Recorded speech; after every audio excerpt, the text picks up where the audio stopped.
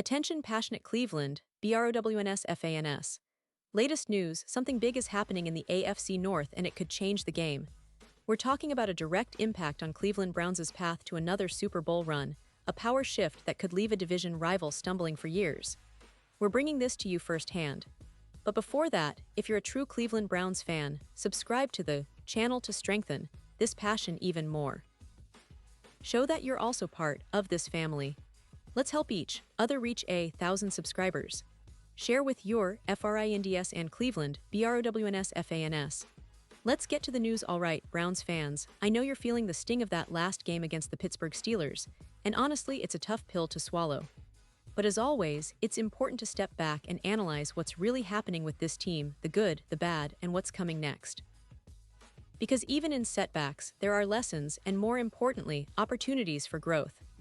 And trust me, the recent game brought a lot of questions about the Cleveland Browns, especially regarding their offensive struggles, some discipline issues, and how they can turn things around. So let's dive deep into what exactly went wrong, what the team is doing to fix it, and what fans can expect moving forward.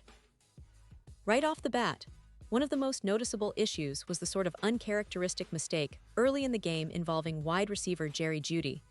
Now Jeudy, who's been trying to make a name for himself in Cleveland after coming over from the Broncos, set a really negative tone right from the start. During the Browns' first offensive possession, he got caught up in a frustrating altercation with Steelers cornerback Joey Porter Jr. and ended up taking a personal foul for unnecessary roughness.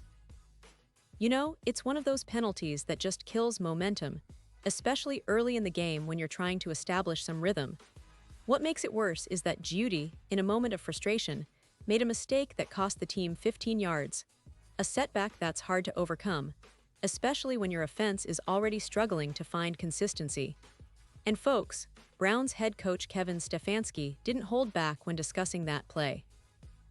He called Jeudy a leader for the team, which is true. Jeudy has shown flashes of leadership and talent since arriving in Cleveland.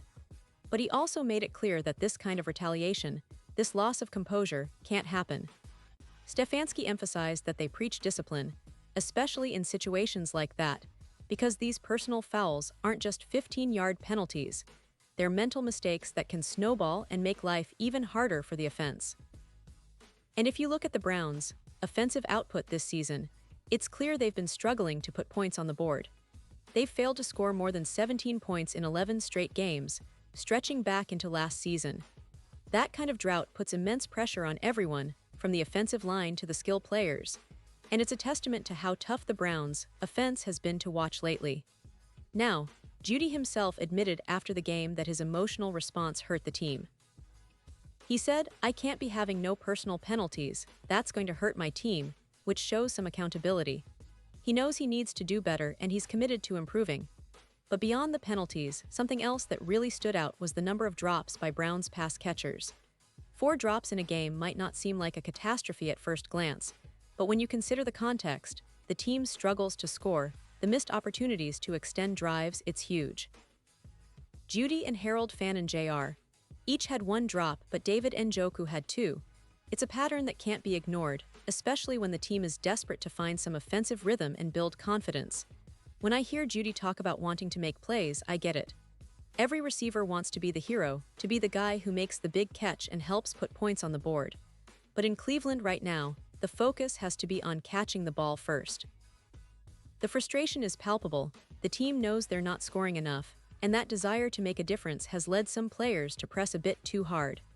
Jeudy mentioned, "We just want to make plays before we catch the ball," which honestly reflects a bit of that impatience that's been creeping into this offense. It's natural, but it's also dangerous because, as he said, you just gotta catch the ball first and make the play after that. It's a simple principle, but one that's been missing at times this season, and it's costing the Browns valuable drives and points. Looking at the bigger picture, the Browns' offense has been a real issue all season long. Despite the hopes that Jeudy's arrival would spark a resurgence, he's yet to live up to the expectations set by his first Pro Bowl campaign. Through 6 games, he's only managed 20 catches for 240 yards, and he's still waiting for that elusive first touchdown. That's concerning, especially considering the talent he has and the potential he showed in Denver. But perhaps more troubling is how the offense as a whole has stagnated.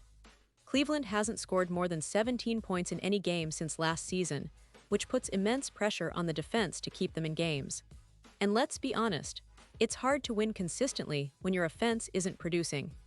This game against the Steelers was a microcosm of those issues. The team's inability to move the ball effectively, combined with critical penalties and drops, showed that there's still a lot of work to be done.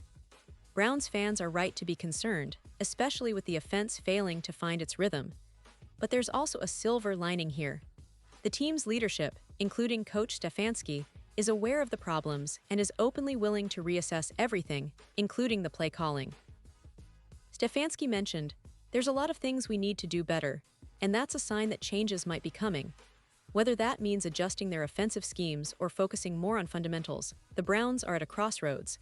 And one of the key areas they need to focus on is protecting quarterback Dillon Gabriel. Now, Gabriel is a tough kid, no doubt about it. Despite being sacked 6 times by the Steelers and dropping back more than 60 times, he kept battling. He finished with 221 yards, and you could see his grit on every play.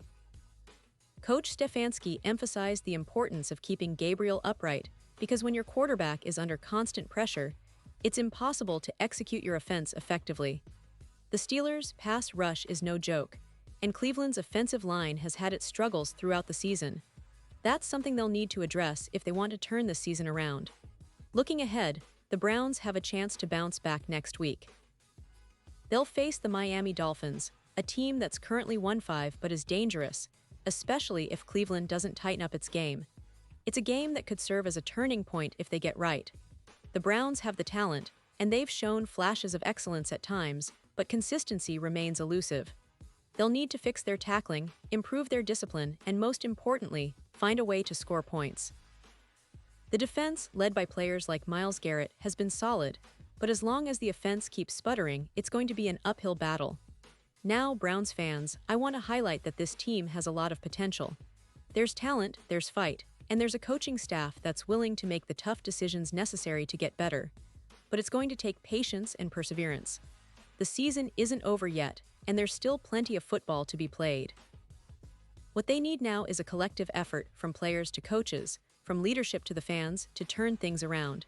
The AFC North is fiercely competitive and every game counts.